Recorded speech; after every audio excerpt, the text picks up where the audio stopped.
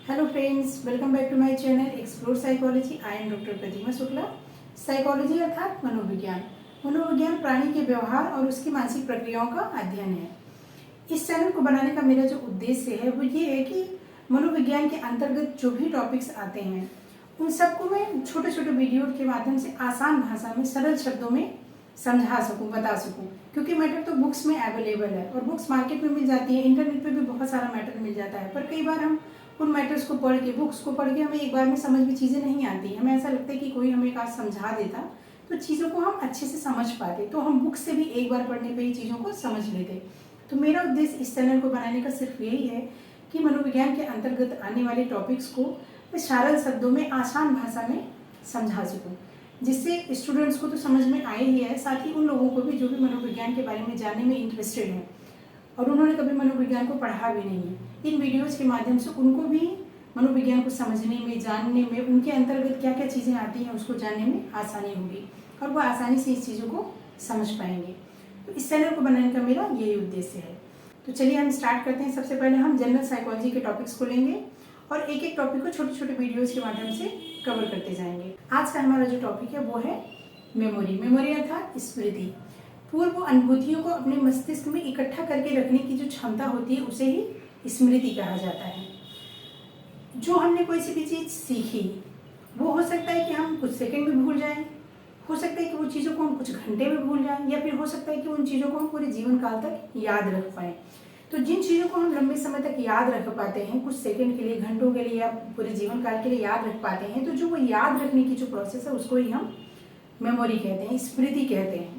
जो स्टोर करके रखते हैं उसको ही हम स्मृति या मेमोरी कहते हैं। मनोवैज्ञानिकों ने मेमोरी के दो एस्पेक्ट बताए हैं। सबसे पहला एस्पेक्ट जो है वो है पॉजिटिव एस्पेक्ट।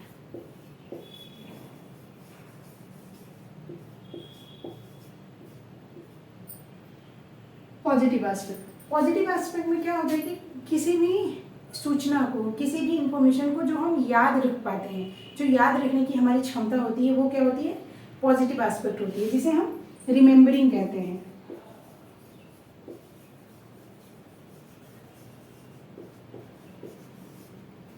दूसरा एस्पेक्ट जो होता है मेमोरी का वो होता है निगेटिव एस्पेक्ट।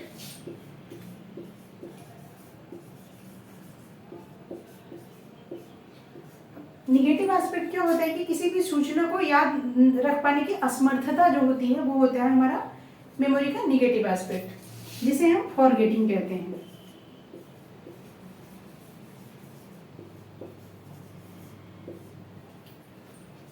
जिन चीजों को हम याद रख पाते हैं उन्हें हम पॉजिटिव एस्पेक्ट के अंतर्गत लेते हैं, जिसे हम रिमेम्बरिंग कहते हैं। और जिन चीजों को हम याद नहीं रख पाते हैं या याद रखने की असमर्थता जब होती है तो उसे हम निगेटिव एस्पेक्ट के अंतर्गत रखते हैं, जिसे फॉरगेटिंग कहा जाता है। अब मनोवैज्ञानिकों ने मेमोरी की कई कंपोनेंट्स या स्टेजेस बताई हुई हैं, जिसमें सबसे पहला स्टेज जो है वो है इनकोडिंग।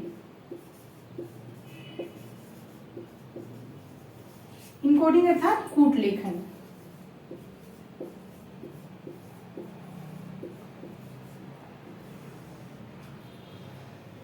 इनकोडिंग या कूट लेखन एक ऐसी प्रोसेस है जिसके सहारे व्यक्ति सूचनाओं को उस आकार में परिवर्तित कर देता है जिससे वो उसकी स्मृति में आसानी से प्रवेश पा सके।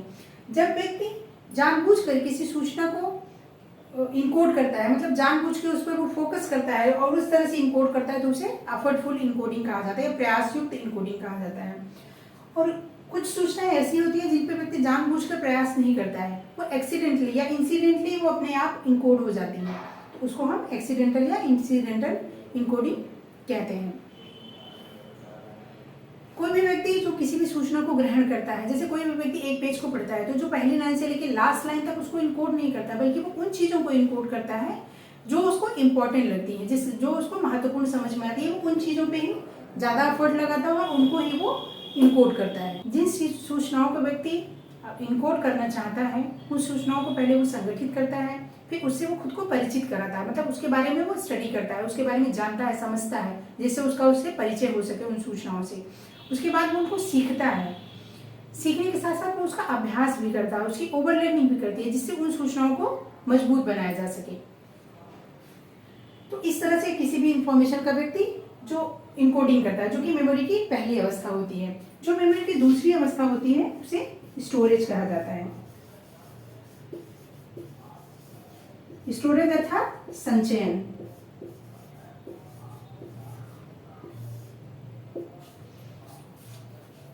जब हम किसी भी सूचना को अपनी मेमोरी में प्रवेश दिला देते हैं तो प्रवेश दिलाने के बाद उस स्मृति में उन सूचनाओं को धारण करके रखने की जो क्षमता होती है, जो धारण करके रखना होता है, उसे ही स्टोरेज कहा जाता है। इस स्टोरेज को धारणा भी कहा जाता है, रिटेंशन भी कहा जाता है। जो इन्फॉर्मेशन हमने यहाँ से इनकोड की उसको हम जो स्टोर करके रखेंगे, उसको जो हम धारण करते हैं अपनी मेमोरी में, जितना देर तक, जितनी इंटेंसिटी के साथ उसको हम स्टोर करके रख पाते हैं, धारण करके रख पाते हैं, उसे ही स्टोरेज या संचयन कहा जा सकता है। उस इंफॉर्मेशन को दिमाग में देर तक धारण करके रखने की क्षमता को ही संचयन कहा जाता है। अब जो अगली अवस्था होती है इसकी, वो होती है रिट्राइवल। रिट्राइवल अर्थात पुनः प्राप्ति।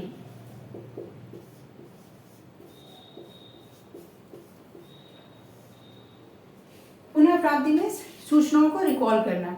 जो हमने सूचनाओं को यहाँ पे इनकोड किया, फिर हमने उसको धारण करके रखा, अब उन सूचनाओं को हम जरूरत पड़ने पर यथासंभव जहाँ हमें जरूरत है वहाँ पे हम उनको रिकॉल कर सकें, उन्हें पुनः प्राप्त कर सकें, उनको रिट्रीव कर सकें। ये होती है रिट्राइवल। तो इस तरह से हम देखते हैं कि मेमोरी 3 अवस्थाओं से होकर गुजरती है। हम सबसे पहली होती है इनकोड करना, दूसरी होती है स्टोरेज और तीसरी होती है रिट्राइवल। और इस तरह से हम किसी भी मेमोरी को फॉर्म कर पाते हैं। हमारी मेमोरी इस तरीके से बनती है। एक तरह से अगर हम ध्यान से देखें तो ये कंप्यूटर की प्रोसेस की तरह, जिस तरह से कंप्यूटर में इनपुट प्रोसेसिंग एंड आउटपुट की प्रोसेसिंग होती है ना, उसी तरह से मेमोरी में भी इनकोडिंग, स्टोरेज और रिट्राइवल की प्रोसेस होती है। तो आज के लिए बस इतना ही। अब इसका जो अगला मेमोरी के टाइप्स और बाकी जो और चीज़ें हैं हम उसको अगले वीडियो के माध्यम से देखेंगे। तो अगर आपको हमारी इन्फॉर्मेशन इंपॉर्टेंट लग रही हो, अगर आपको लगता है कि इससे आपका बेनिफिट होगा, तो आप हमारी वीडियो को लाइक, शेयर और सब्सक्राइब करें। Thank you.